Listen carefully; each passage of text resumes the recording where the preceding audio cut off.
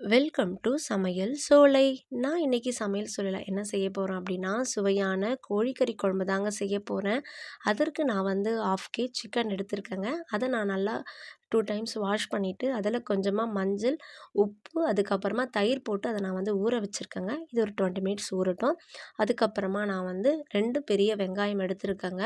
2 பெரிய வெங்காயம், 2 தக்காளி, அதுக்கப்புறமா கொஞ்சமாக கருவேப்பிலை, 3 பச்சை மிளகாய் எடுத்திருக்கேங்க. இந்த பச்சை மிளகாய் வந்து நான் என்ன பண்ணியிருக்கேன் அப்படின்னா, பாதியாக நான் வந்து கட் பண்ணிவிட்டு அதை நான் வந்து நடுவில் வந்து கீறி வச்சுருக்கேங்க.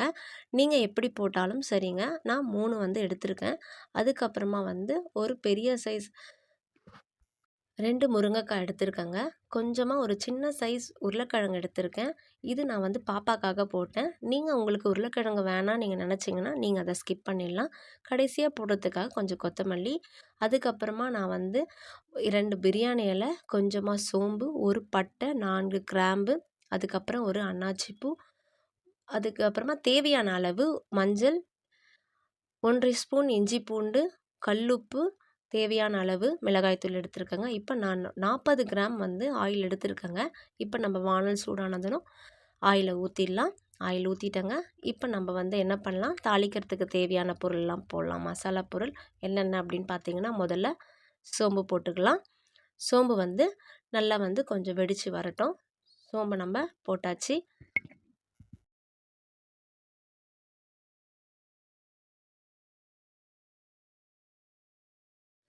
அப்புறமா 4 கிராம்பு போடலாம். 2 பிரியாணி இலையை நம்ம சேர்த்துக்கலாம். அதுக்கப்புறமா நம்ம வந்து எடுத்து வச்சுருக்க அந்த அன்னாச்சி பூ, பட்டை, அன்னாச்சி பூ போட்டாச்சு. அதுக்கப்புறமா அந்த சின்ன சைஸ் பட்டை போட்டால் போதுங்க, ரொம்ப போட வேணாம். ஏன்னா ஒவ்வொருக்கு திகட்டும்னு சொல்லுவாங்க ஒவ்வொருத்தர்.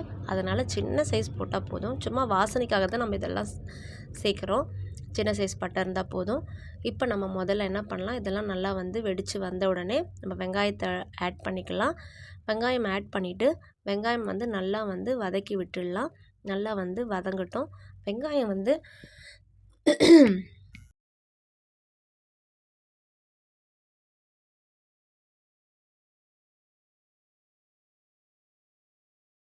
வெங்காயம் வந்து வதங்கிட்டு இருக்கும்போதே நம்ம வந்து நறுக்கி வச்ச அந்த பச்சை மிளகாய், அதுக்கப்புறமா கருவேப்பிலையை நம்ம ஆட் பண்ணிக்கலாங்க.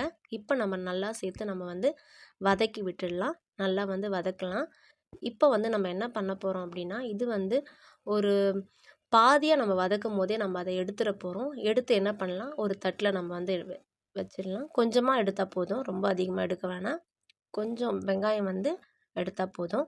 நம்ம வந்து அதை வந்து எடுத்து ஒரு தட்டில் தனியாக வச்சிடலாம். அதுக்கப்புறமா இப்போ நம்ம என்ன பண்ண போகிறோம்னா, நல்லா வந்து வெங்காயம் வதங்கி வந்துடுச்சு. இந்த ஸ்டேஜில் நம்ம வந்து தக்காளியை வந்து ஆட் பண்ணிக்கலாம். தக்காளியை நம்ம ஆட் பண்ணிவிட்டு தக்காளியும் சேர்த்து நம்ம நல்லா வந்து வதக்கி விடலாம். தக்காளி நல்லா வதங்கட்டும்.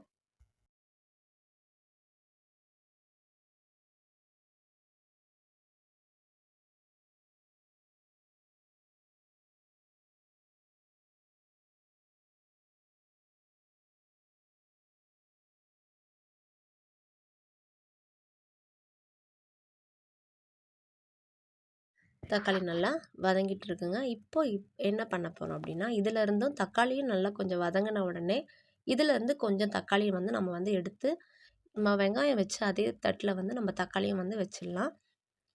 அவ்வளோதாங்க, இது போதும், நம்ம வச்சாச்சு. இப்போ நம்ம என்ன பண்ணலாம், அதில் மீதி இருக்கிற அந்த தக்காளி வெங்காயத்தை வந்து நம்ம நல்லா வதக்கி விடலாம். இது வதங்கிறதுக்காக நான் கொஞ்சமாக வந்து கல்லுப்பு வந்து ஆட் பண்ணுறேங்க. நீங்கள் வந்து தூள் உப்பு கூட நீங்கள் ஆட் பண்ணிக்கலாம். கல்லுப்பு போட்டிங்கன்னா உங்களுக்கு நல்ல ஒரு டேஸ்ட்டை கொடுக்கும். நான் எப்போவுமே வந்து கல்லுப்பு தான் யூஸ் பண்ணுவேன். இப்போ கல்லுப்பு நம்ம போட்டாச்சு. கல்லுப்பு போட்ட பிறகு நம்ம வந்து அதை நல்லா வந்து வதக்கி விட்டுட்டே இருக்கலாம். அது நல்லா வந்து வதங்கட்டுங்க. இந்த ஸ்டேஜில் நம்ம வந்து இஞ்சி பூண்டு பேஸ்ட், நான் இஞ்சி பூண்டு பேஸ்ட் வந்து 1 1/2 ஸ்பூன் எடுத்துருக்கேங்க. நான் 1 1/2 ஸ்பூன் போடுறேன். கல்லுப்பு போட்டுட்டு நம்ம இஞ்சி பூண்டு போடும்போது அது ரொம்ப வந்து அடி பிடிக்காது. இல்லைன்னா வந்து அது உங்களுக்கு பிடிக்கிற மாதிரி இருக்கும். நான் அதனால தான் வந்து கல்லுப்பு போட்டுட்டு அதுக்கப்புறமா இஞ்சி பூண்டு பேஸ்ட் ஆட் பண்ணுறேன். இப்போ நம்ம வதக்கியாச்சு. இப்போ நம்ம முருங்கைக்காய் வந்து ஆட் பண்ண போகிறோம். முருங்கைக்காய், அந்த உருளைக்கிழங்கு நம்ம ஆட் பண்ணிட்டோம். இதையும் போட்டு நம்ம கொஞ்சம் நேரம் ஒரு 5 மினிட்ஸ் வந்து நம்ம வந்து வதக்கி விட்டால் போதும். 2 3 எல்லாமே வந்து மிக்ஸ் பண்ணி விட்டு நம்ம வந்து நல்லா வந்து வதக்கி விட்டுட்டே இருக்கணும். மிக்ஸ் பண்ணிகிட்டே இருக்கணும். மிக்ஸ் பண்ணலாம். மிக்ஸ் பண்ண பிறகு நம்ம என்ன பண்ண போகிறோம் அப்படின்னா, இப்போ நான் வந்து ஊற வச்சுருக்கேன் இல்லைங்க, அந்த உப்பு, மஞ்சள், தயிர் போட்டு ஊற வச்சுருக்கேன்ல, அதை நம்ம வந்து வாஷ் பண்ணிடலாம். நம்ம வாஷ் பண்ண பிறகு நம்ம வந்து இதில் வந்து போட போகிறோம்.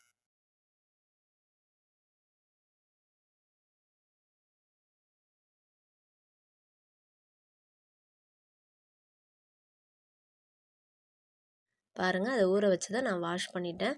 வாஷ் பண்ணதை நம்ம என்ன பண்ண போகிறோம்னா, இப்போ வந்து நம்ம ஏற்கனவே வதக்கி வச்ச அந்த பாத்திரத்தில் வந்து நம்ம போட போகிறோம். போட்டாச்சு. இப்போ இதையும் சேர்த்து நம்ம நல்லா மிக்ஸ் பண்ணிகிட்டே இருக்கலாம். நல்லா வந்து மிக்ஸ் ஆகட்டும். ரொம்பலாம் வந்து நீங்கள் வந்து மிக்ஸ் பண்ண வேணாம். கொஞ்ச நேரம் வந்து பண்ணால் போதும். சும்மா அந்த தக்காளி, வெங்காயம் அது மேலே வந்து அப்ளை ஆகிற மாதிரி பண்ணால் போதும். நம்ம நல்லா வந்து பண்ணிக்கிட்டே இருக்கலாம். இப்போ வந்து நம்ம என்ன பண்ணலாம் அப்படின்னா, கொஞ்சமாக நான் வந்து மஞ்சத்தூள் வந்து ஆட் பண்ண போகிறேன்.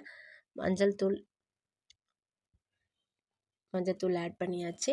அதுக்கப்புறமா மிளகாய்த்தூள். எனக்கு வந்து பார்த்திங்கன்னா, நான் வந்து ஒரு 3 1/2 டேபிள் ஸ்பூன் போடுறேன். உங்களுக்கு நீங்கள் காரத்துக்கு ஏற்ற மாதிரி போட்டுக்கோங்க. நம்ம ஆல்ரெடி 3 பச்சை மிளகா போட்டிருக்கேன். அதனால் வந்து நீங்கள் காரம் எப்படி இருக்குன்னு பார்த்துட்டு அதுக்கேற்ற மாதிரி போடுங்க. நீங்கள் பச்சை மிளகாய் நிறையா நீங்கள் போட்டிங்க அப்படின்னா, மிளகாத்தூளை வந்து நீங்கள் கம்மியாக போடுங்க. அப்போ வந்து காரம் உங்களுக்கு அதிகமாக தெரியாது. இல்லைன்னா ரொம்ப அதிகமாக காரம் எடுத்து குழந்தைங்க வந்து சாப்பிட முடியாமல் போயிடும். இந்த மாதிரி நீங்கள் வந்து ட்ரை பண்ணுங்கள். எப்படி இருந்ததுன்னு எனக்கு வந்து சொல்லுங்கள்.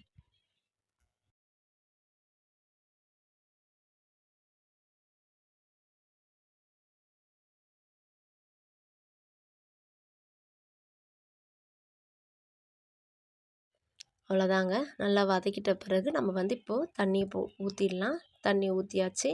இப்போ நம்ம என்ன பண்ண போகிறோம் அப்படின்னா, இந்த ஸ்டேஜில் நம்ம எடுத்து வச்ச அந்த தக்காளி, வெங்காயமும் வந்து நல்லா ஆறிடுச்சு. நம்ம வந்து இப்போ அதை வந்து அரைக்க போகிறோம்.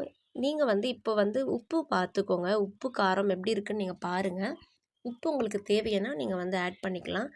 எனக்கு உப்பு கம்மியாக இருந்ததுன்றதால நான் கொஞ்சமாக வந்து உப்பு ஆட் பண்ணிட்டேன். நீங்கள் எப்படி இருக்குன்னு பார்த்து நீங்கள் ஆட் பண்ணிக்கோங்க. காரமும் அது மாதிரி தாங்க. நீங்கள் காரம் நிறையா சாப்பிடுவீங்கன்னா, அதுக்கேற்ற மாதிரி நீங்கள் வந்து காரத்தை ஆட் பண்ணிக்கோங்க. எனக்கு காரம் கரெக்டாக இருக்குங்க. அதனால் நான் காரம் எதுவும் ஆட் பண்ணல. உப்பு மட்டும் தான் நான் போடுறேன். இப்போ நம்ம அந்த வதக்கி வச்ச இந்த வெங்காயம், தக்காளியை நம்ம வந்து எடுத்தாச்சு. இப்போ நான் மிக்ஸி ஜாரில் வந்து இந்த வெங்காயம், தக்காளியை நான் வந்து ஆட் பண்ணிக்கிறேங்க.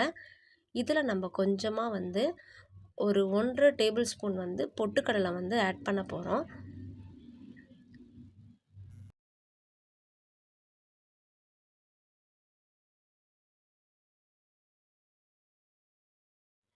அவ்வளோதாங்க. கொஞ்சமாக வந்து பொட்டுக்கடலை 1 1/2 டேபிள் ஸ்பூன் பொட்டுக்கடலை போட்டாச்சு.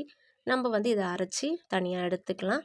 இப்போ நம்ம என்ன பண்ண போகிறோம் அப்படின்னா, அரைச்சி வச்சதை நம்ம பார்க்கலாம். பாருங்கள், இந்த மாதிரி இந்த பதத்துக்கு கொஞ்சம் நைஸாக அரைச்சி வச்சுக்கோங்க. அரைச்சிட்ட பிறகு என்ன பண்ணுங்க அப்படின்னா, குழம்பு வந்து ஒரு 10 மினிட்ஸ் கொதிக்கட்டும். அது கொதித்ததுக்கு அப்புறமா நம்ம வந்து என்ன பண்ண போகிறோன்னா, நம்ம அரைச்சி வச்சதை வந்து ஆட் பண்ண போகிறோம். பாருங்கள், ஆட் பண்ணியாச்சு. அது எல்லாமே நான் அதில் இருக்கிறது எல்லாமே நான் வழித்து போட்டுட்டேன். நீங்கள் வந்து அது கொஞ்சமாக தண்ணியாக இன்னும் குழம்பு கொஞ்சம் தண்ணியாக வேணும் அப்படின்னா, நீங்கள் இதிலேயே கொஞ்சமாக தண்ணி ஊற்றி கூட நீங்கள் வந்து அதில் ஊற்றிடலாம். நான் வந்து எனக்கு குழம்பு போதுன்றதால நான் கொஞ்சம் அதை மட்டும் நான் போட்டிருக்கேன். நீங்கள் எப்படின்னு பார்த்துட்டு போடுங்க. அவ்வளோதாங்க. இது நல்லா வந்து நம்ம மிக்ஸ் பண்ணிக்கலாம். நீங்கள் பார்த்தீங்கன்னா, இதில் வந்து நம்மளுக்கு ஆயில்லாம் ரொம்ப அதிகமாக தேவைப்படாது. அவ்வளோதான். ஆயில் நான் இதுதான் ஊற்றிருக்கேன். ரொம்பலாம் எக்ஸ்ட்ரா ஊற்றல. நம்ம மூடி போட்டு நம்ம வச்சிடலாங்க. அவ்வளோதான். ஒரு 20 மினிட்ஸ் கழித்து நம்ம ஓப்பன் பண்ணி பார்க்கலாம். ஓப்பன் பண்ணியாச்சுங்க. ரொம்ப வந்து வாசனையான முருங்கைக்காய் கோழி குழம்பு ரெடி ஆயிடுச்சுங்க. பாருங்கள், நல்லா கொதித்து வந்துடுச்சு. இந்த ஸ்டேஜில் நம்ம வந்து என்ன பண்ணலாம் அப்படின்னா, எப்படி இருக்குது காரம், உப்பு, அதுக்கப்புறமா வந்து எல்லாமே காயெல்லாம் வெந்திருக்கா அப்படின்னு பார்த்துடலாம். சிக்கன் ஆல்மோஸ்ட் வெந்துடுச்சுங்க நல்லாவே. காய் நம்ம உருளைக்கிழங்கும் முருங்கைக்காய் போட்டிருக்கிறதால எப்படி இருக்குன்னு பார்க்கலாம். நல்லா வெந்துடுச்சுங்க. ரொம்ப சூப்பராக இருக்குங்க. இப்போ நீங்கள் அடுப்பை ஆஃப் பண்ணிடலாம். ஆஃப் பண்ணிவிட்டு இந்த ஸ்டேஜில் நம்ம என்ன பண்ண போகிறோம் அப்படின்னா, லாஸ்ட்டாக நம்ம எடுத்து வச்சுருக்க அந்த மல்லி தழையை வந்து போட போகிறோங்க. கொஞ்சமாக நீங்கள் வந்து அதை வந்து அதில் போட்டுருங்க. அவ்வளோதாங்க, நம்மளுக்கு சுவையான முருங்கைக்காய் கோழிக்கறி குழம்பு ரெடி ஆயிடுச்சுங்க. இந்த மாதிரி நீங்கள் ஒரு தடவை செஞ்சு பாருங்கள். ரொம்பவே டேஸ்ட்டாக இருக்கும். இது வந்து பார்த்தீங்க அப்படின்னா, இப்போ நிறைய பேர் பார்த்தீங்கன்னா, வயசானவங்க வீட்டில் இருக்கும்போது சிக்கன வந்து அதிகமா எடுத்துக்க மாட்டாங்க. அதுக்கு பதிலா நீங்க இந்த மாரி செஞ்சீங்கன்னா, அவங்க வந்து அந்த டேஸ்ட்டோட சேர்த்து அந்த முருங்கைக்காயும் நல்லா வச்சு சாப்பிடுவாங்க. பாருங்க நம்மளுடைய குழம்பு ரொம்பவே சூப்பரா ரெடி ஆயிடுச்சுங்க. நீங்க எப்படின்னு இருக்குன்னு பார்த்துட்டு எனக்கு கமெண்ட்ல சொல்லுங்க. நீங்க வந்து வேற ஏதாவது டிப்ஸ் எனக்கு குடுக்கறதுனாலும் குடுங்க. தமிழ் சோலை போல சமையல் சோலையும் உங்கள் இல்லங்களில் இருக்கும். நன்றி.